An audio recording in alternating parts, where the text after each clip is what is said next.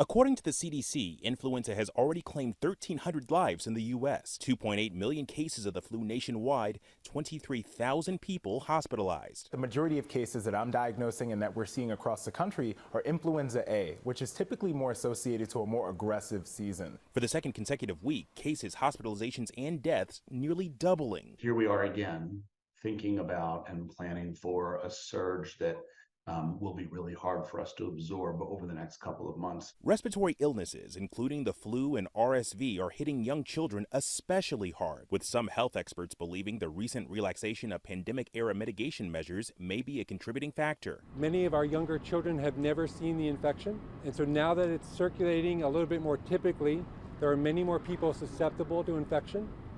And the younger you are when you get infected, the more likely you are to have a more acute presentation.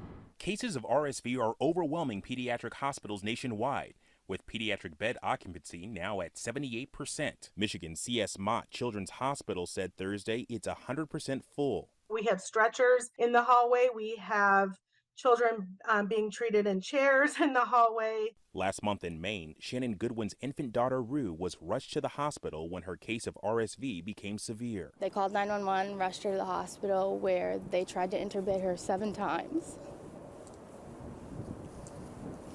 And then they had to do CPR for 4.5 minutes because they lost her heartbeat. After 10 days, she was taken off the ventilator and is now recovering. In Kansas City, this elementary school closed for 3 days after more than a fifth of its students came down with respiratory illnesses like COVID-19, RSV, or the flu. Alex Brachet, ABC News, Washington.